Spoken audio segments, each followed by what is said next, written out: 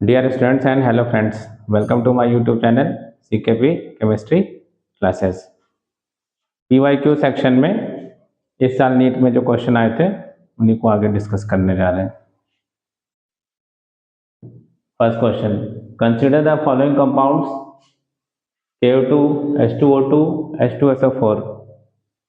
The oxidation state of the underlying elements in them are respectively.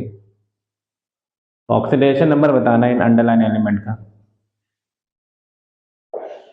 First मेरे KO2 compound है, उसमें K का oxidation number, K alkali metal होता है potassium, तो ऑक्सीडेशन नंबर एल्कली मेटल का always +1। H2O2 hydrogen peroxide होता है, पेरोक्साइड में O का ऑक्सीजन स्टेट -1 होता है, उसको आप यहां से भी देख सकते हैं।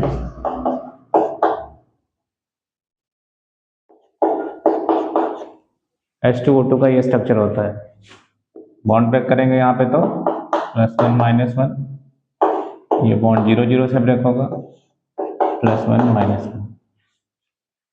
बॉन्ड ब्रेक करने के बाद भी हम देख सकते हैं O के ऊपर -1 चार्ज, तो H2O2 में O का ऑक्सीजन स्टेट -1। नेक्स्ट H2SO4 में सल्फर का ऑक्सीडेशन स्टेट निकालना है, तो उसको हमने मान लिया वही X,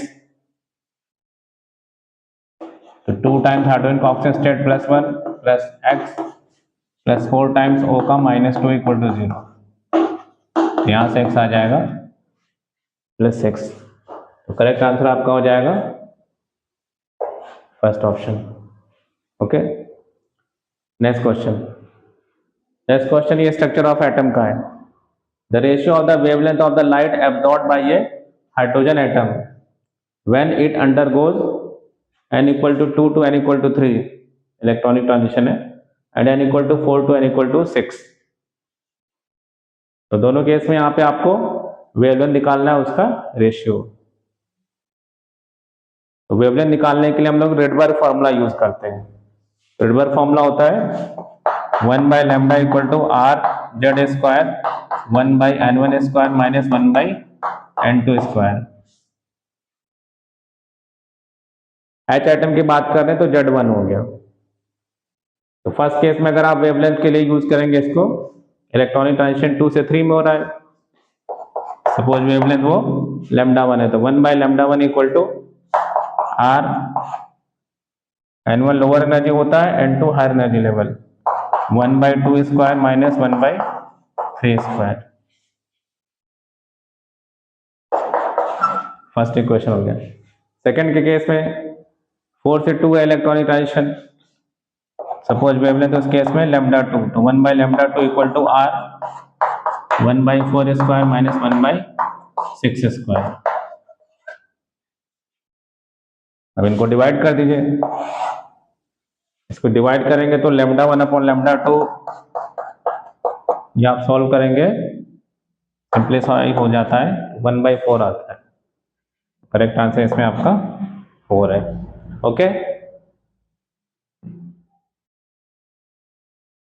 next question, the energy and radius of the first orbit of He+ ion and Li2+ ion are, ये ऑप्शन दे रखे हैं, यहाँ पे आपको गिवन है रिडबर्ग कांस्टेंट, ये जूल में दे रखा है, A0 फर्स्ट बोर ऑर्बिट का रेडियस। तो हाइड्रोजन या हाइड्रोजन लाइक एटम दोनों के लिए फॉर्मूला हमारा एप्लीकेबल होता है बोर मॉडल में। एनर्जी का फॉर्मूला अगर हम लिखें -2.18 × 10⁻⁻18 अपॉन n² × Z², यही कांस्टेंट होता है आपका इसमें, ठीक है, ये जूल में हो गया। तो He+ के लिए अगर आप एनर्जी निकालेंगे तो -2.18 × 10⁻⁻18 अपॉन फर्स्ट ऑर्बिट n1 हो गया, Z He+ का Z होता है 2, that is the number of proton,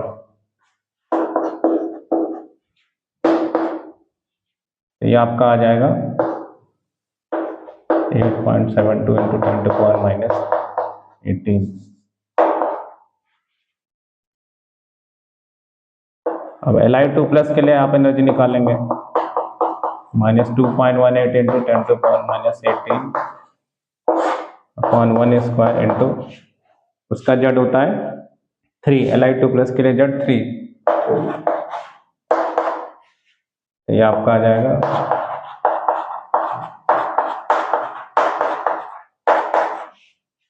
ये एनर्जी हो गया।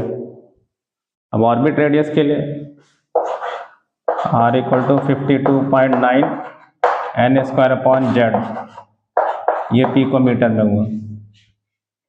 तो He प्लस के लिए हो जाएगा R = 52.9 into 1 square upon 2, 26.4 picometre.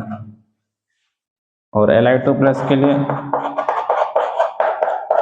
52.9 into 1 square upon 3, तो ये हो जाएगा आपका 17.6 picometre.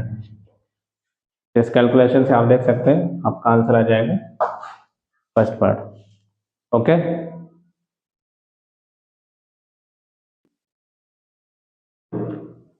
Next question, the correct order of decreasing basic strength of given amines. Basic strength compare करना है अमीन्स का।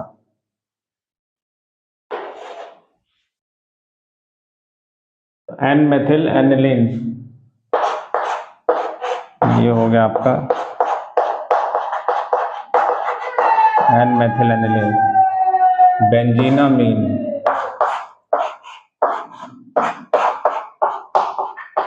बेंजीनामीन ये तो एनिलीन ही है। इथेनामाइन,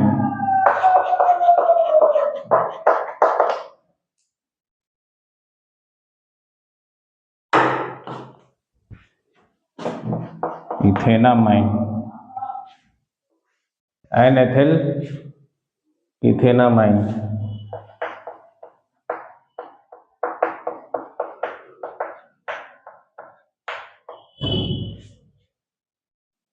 बेसिक स्ट्रेंथ कंपेयर करने के लिए नाइट्रोजन के पास इलेक्ट्रॉन डेंसिटी देखते हैं। जितने ज्यादा नाइट्रोजन के पास इलेक्ट्रॉन डेंसिटी होगी, इसकी प्रोटॉन कैप्चर की पावर उतनी ज्यादा होगी, बेसिक करेक्टर उतना ज्यादा होगा। अब ये दोनों तो एरोमेटिक अमीन है।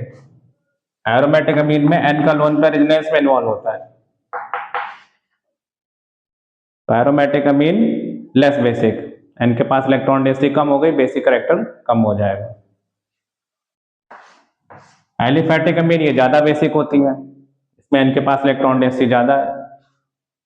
प्राइमरी और सेकेंडरी में आप देखें तो सेकेंडरी इज मोर बेसिक, इसमें ज्यादा इलेक्ट्रॉन डेंसिटी है, तो एल्किल के प्लस आई इफेक्ट। तो करेक्ट ऑर्डर यहाँ पे बेसिक स्ट्रेंथ का हम लिख सकते हैं, सबसे ज्यादा बेसिक ये हो जाएगा, इसके बाद ये, उसके बाद फिर ये, और ये सबसे लीस्ट बेसिक। तो करेक्ट आंसर इसमें आपका आ जाएगा थर्ड पार्ट। ओके।